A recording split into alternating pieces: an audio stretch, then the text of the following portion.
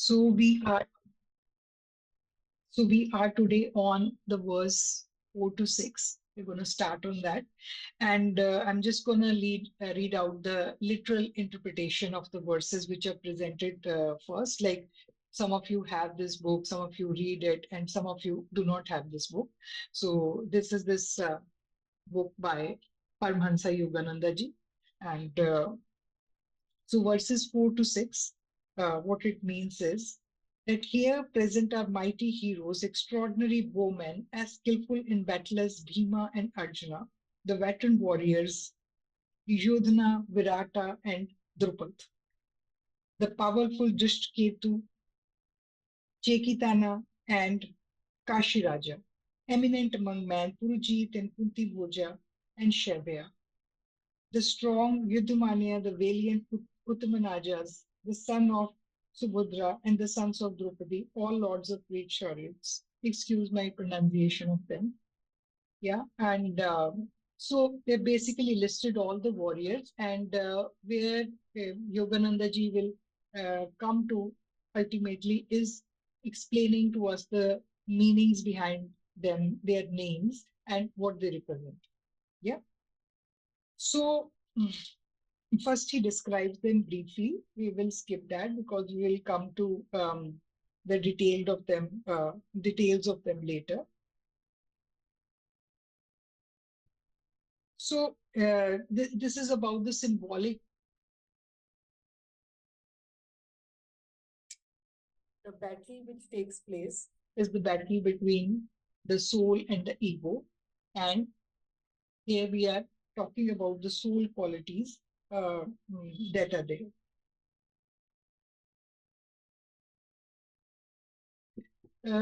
Yoganandaji goes into that, like this is the physical body that we know, and there are um, the physical world as we experience it with the senses, but inside us, what is there inside of us, he goes into it in quite a lot of detail. So so the science talks just about the body, and as a medical student, when I studied the body, so you know, we can we were given these cadavers, and you could dissect the body, and you could see like, okay, this is the nerve going here, this is the muscle, and these are the different parts that we can study, right? And those who have studied and would put it in a book, and you can also study. So one would like some of us who are like students of biology would know them in a lot of detail, and some of them would know us in less detail.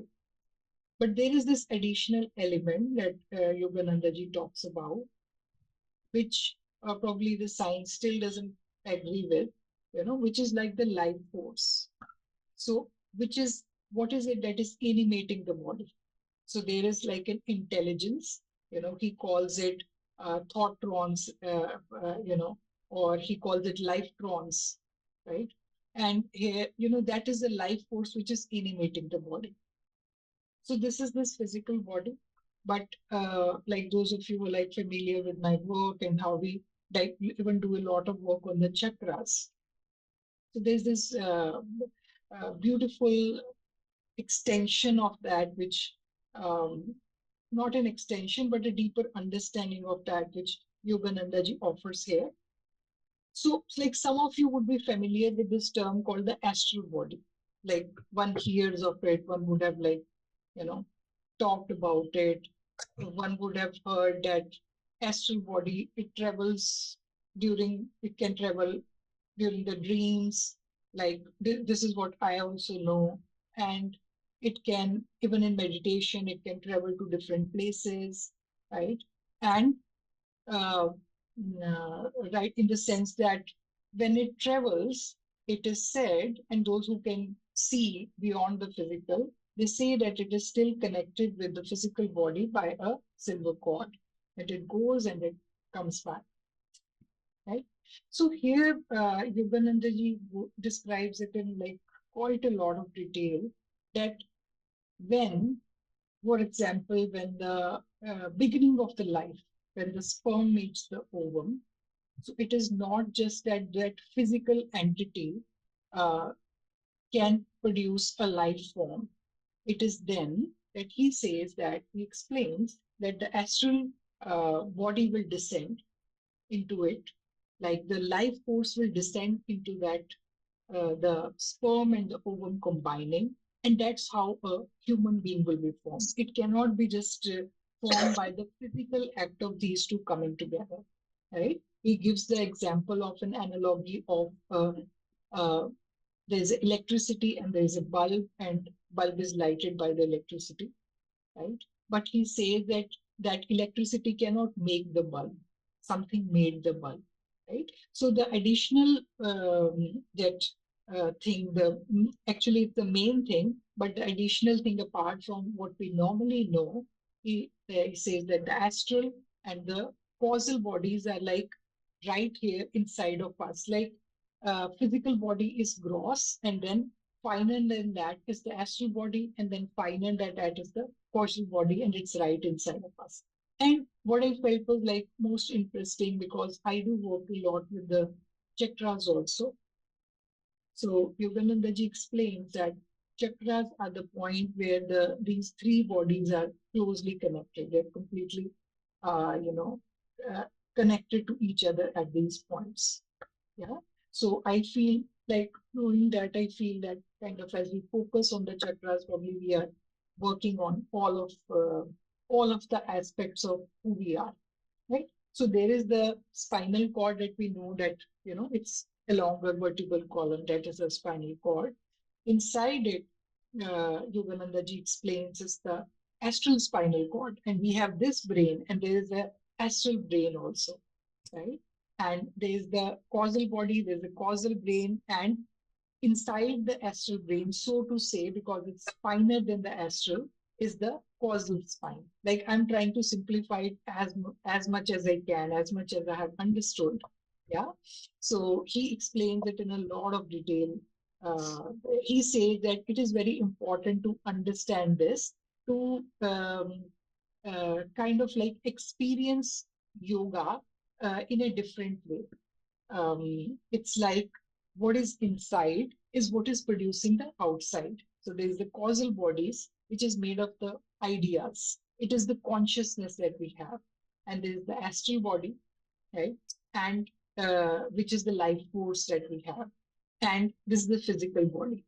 So it is a we are at the level of the physical body, that's what we can see, but all of it which we are coming from there. So I this I do believe in, even experientially, like even when we die, so the astral body, that is the one which leaves the physical body.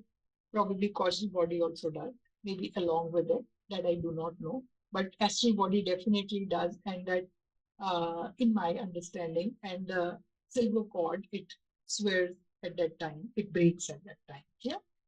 So this he has gone into quite a lot of detail here. And if anybody want to say something, they can say. Like he goes into the five koshas also, um, based on, like, first he says that uh, koshas might be where we are aligned, where we are stationed at as human beings. The human beings would have all the five koshas. The plants will have only one, which is the pranamaya kosh, which is which is um, the just the life force. Then the Manomay Kosh, that is where the animals are stationed, that they are able to sense, but they are not able to have that discrimination inside of us.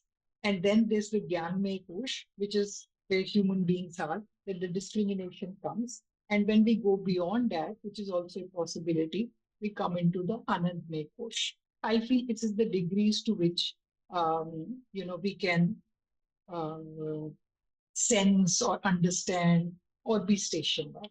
That's what I understood it as, right? I think like this, maybe this we come to something, those who have attended the previous sessions also, we went into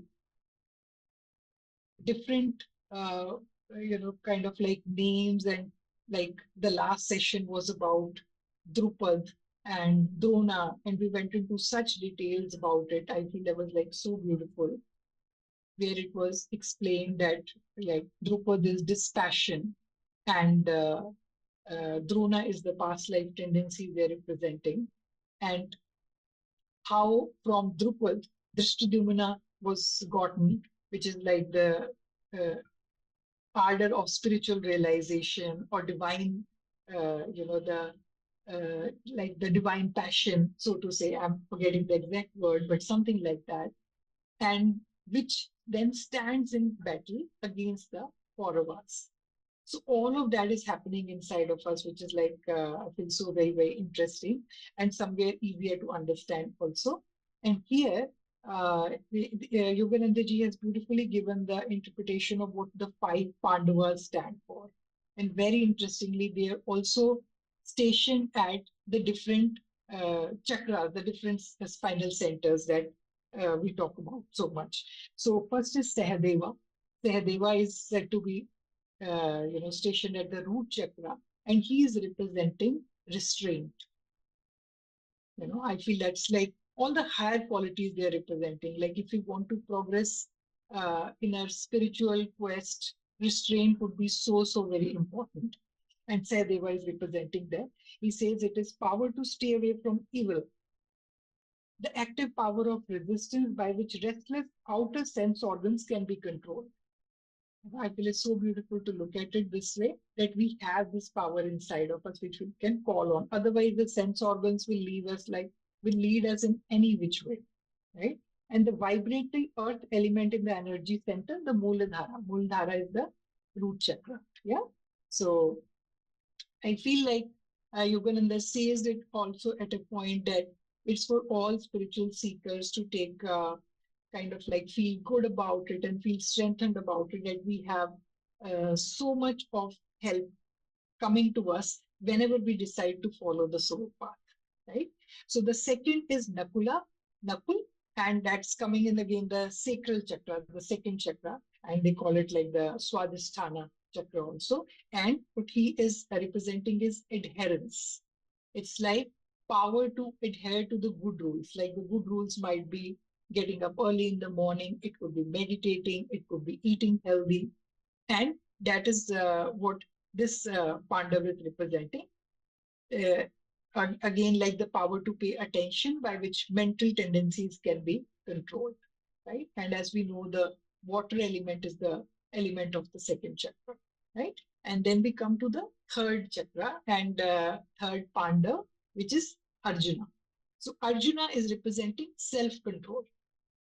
This Yoganandaji is extremely important, and Arjuna was also extremely important in the battle, right?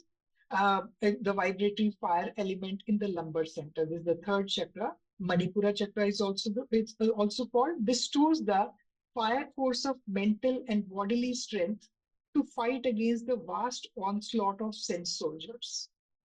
Right? So we have a fiery strength there with which we can fight against these sense soldiers. It is the reinforcer of good habits and actions, the habit trainers.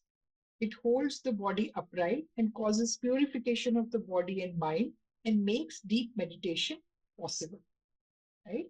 So this is a very, very important chakra and very, very important aspect.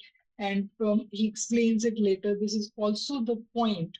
The third chakra is also the point in which a connection can be made to the deeper astral and causal bodies. There is a conduit there.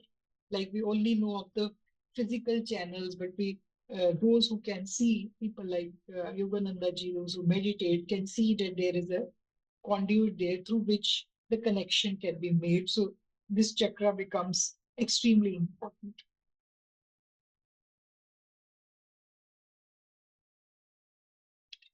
And Bhima is representing power of vitality. It would be in the Anahat chakra, which is the heart chakra. Yeah. Soul control life force, prana, and the vibratory creative air or prana element in the dorsal center or Anahat chakra. The power of this center aids the devotee to practice the right techniques of pranayama. So, like I do recommend it to people many, many times, but even like reading this interpretation of Bhagavad Gita and even these passages, I feel it's so important for all of us to practice pranayama, which is the alternate nostril breathing. So when Yoganandaji, those of you who want can read this in detail. I have shared the PDF also in the WhatsApp group. So when he describes the astral body, so there is this one Sushmana Nadi, which is like where our spinal cord is, and along with them on either side are the Ida and the Pingla. So like the life force is flowing through them, and as we practice pranayama, we can balance the energy flow using that technique in our astral bodies. It really, really makes a difference. I have seen it myself, and so I strongly recommend. And here also, Yoganandaji says pranayama to calm the breath and control the mind and sensory onslaughts is the power to still the internal and external organs and thus destroy the invasion of any passion, as in sex, greed, or anger. It is the destroyer of disease and doubt. It is the center of divine love and spiritual creativity. Right?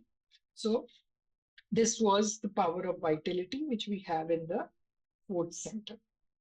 Then is the Yudhishthira, like the fifth Pandav that we have, and he is representing divine calmness. He is here in the throat area. And the creative vibratory ether element in the cervical center or Vishuddhi chakra. This is called the Vishuddhi chakra, right? Yudhishthira, the eldest of the five offspring of Pandu, is fittingly portrayed as the king of all discriminative faculties, for calmness is the principal factor necessary for any expression of right discernment. Anything that ripples the consciousness, sensual or emotional, distorts whatever is perceived, right? Like this is so true, so whenever we are emotional we cannot perceive the truth, but calmness is clarity of perception. Like this, like I share it so many times with people that I work with, that it's like so important that we calm ourselves so that we can see the truth. And this great truth has been written here. Like he says, that's the way to connect with the intuition itself also. Okay. So he goes into the more detail of it.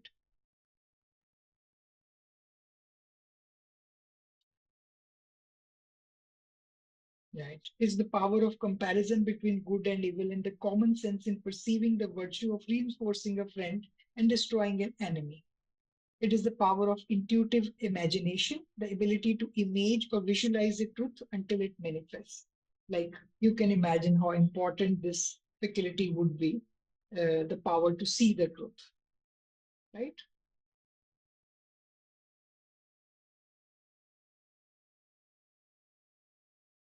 Okay, so and he says the Pandavas' chief counselor and support is the Lord himself, who in Bhagavad Gita is in the form of Krishna, is representing variously the spirit, the soul, or intuition as manifested in the states of super consciousness, which is called Kutastha Chaitanya.